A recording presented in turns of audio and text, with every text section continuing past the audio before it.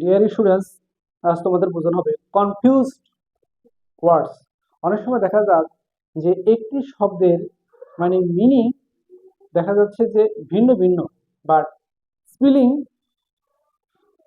ভিন্ন, but pronunciation উচ্চারণ বলতে গেলে প্রায় অনেকটাই সেম, একই। আবার বলছি, অনেক অনেক শব্দ আছে আমাদের ইংলিশের জগতে যে এর স্পেলিং এবং মিনিং ভিন্ন, বাট এর যে প্রনাউন্সিয়েশন উচ্চারণ প্রায় বলতে গেলে অনেকটা কাছাকাছি একই হতে পারে। তো অনেক সময় আমরা কনফিউজ বোধ করি, আমরা দ্বিধাদ্বন্দ্বের মধ্যে পড়ি যে আমরা কোনটার মিনিং কি হতে পারে, কি আমরা লিখবো। তো আমরা এবার একটু দেখে আসি।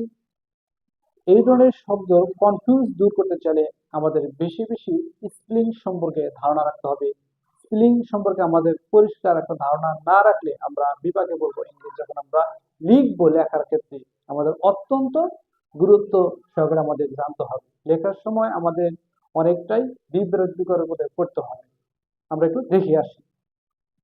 টেল, এই টেল মানে গল্প। এই টেল মানে গল্প। টেল মানে এখানে বলা। এই টেল মানে এখানে লেজ। ডিয়ার স্টুডেন্ট, এই টেল মানে এখানে গল্প, কোনো কিছুর গল্প। এই টেল মানে কোনো কিছু বলা। এই টেল মানে এখানে লেজ। এর প্রনাউন্সিয়েশন বলতে গেলে অনেকটা প্রায় একই হয়ে আসছে, বাট এর মিনিং এবং এর যে স্পেলিং সবটাই ভিন্ন। শুধুমাত্র একটা জিনিস সেখানে আমরা লক্ষ্য করতে পারছি যে এর যে প্রনাউন্সিয়েশন, উচ্চারণ বলতে গেলে অনেকটা একই। এখানে স্পেলিং এবং মিনিং ভিন্ন হলেও প্রনাউন্সিয়েশন একই বলতে গেলে। টেল মানে গল্প, টেল মানে বলা, টেল মানে লেস। তাহলে আমরা ক্লিয়ার করতে পারছি। 2 নাম্বার, এই সেল মানে বিক্রয়, কোনো কিছু বিক্রয় করি যে আমরা, বিক্রয়। বিক্রয়, এই সেল মানে বিক্রি করা। বিক্রি করা, এই সেল মানে পাল।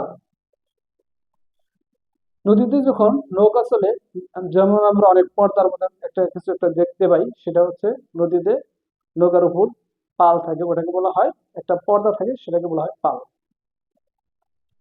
এই স্টোরি মানে, এই স্টোরি মানে গল্প। আর এই স্টোরি মানে গৃহতল, বিল্ডিং এর তলা আমরা বলতে পারি, 5 তলা, 10 তলা, 15 তলা, এইভাবে আমরা বলতে পারি গৃহতল।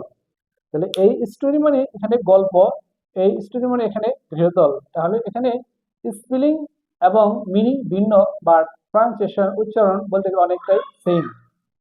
স্টেশনারি, এই স্টেশনারি মানে এখানে স্থির। স্থির। আর এই স্টেশনারি এখানে মনোহারি। মনোহারি, মনোহারি আমরা বলি অনেক সময় মনোহারি দোকান। পেয়ার মানে জোড়া। এই পেয়ার মানে এখানে জোড়া। আর এই পেয়ার মানে এখানে নিচে PARE, কেটে ফেলা। কেটে ফেলা। ডিয়ার স্টুডেন্টস, তোমরা যারা এই ধরনের ওয়ার্ড নিয়ে কনফিউজড বোধ করতেছো বা দ্বিধাদ্বন্দ্বের মধ্যে আছো যে আসলে কোনটার মিনিং কি হতে পারে, এই জন্য তোমাদের যে কাজটি করতে হবে, তোমরা যখন ওয়ার্ড মিনিং শিখছো বা যখন পড়তেছো, তোমরা মনোযোগ সহকারে করার চেষ্টা করবে যে স্পেলিং অত্যন্ত গুরুত্বপূর্ণ সহকারে নজর দেওয়ার আমাদের চেষ্টা করতে হবে। তাহলে নির্ভুলভাবে আমরা সঠিকভাবে আমরা অর্থ করতে পারবো। তো অনেক কিছুর মিনিং এবং স্পেলিং ভিন্ন হলেও প্রনাউন্সিয়েশন অনেকটা একই থাকে। আমরা যখন ইংলিশ বলতে চাই বা আমরা ইংলিশ শুনি, বলতে গেলে একই বা শুনতে গেলে একই, বা যখন আমরা লিখতে চাই অত্যন্ত দেখা যায় যে একই হওয়ার কারণে আমরা অনেক সময় একটা সমস্যা বোধ করি। তো আজ আমরা আবার দেখা হবে পরবর্তী অন্য কোনো ক্লাসে। ওকে, থ্যাংক ইউ।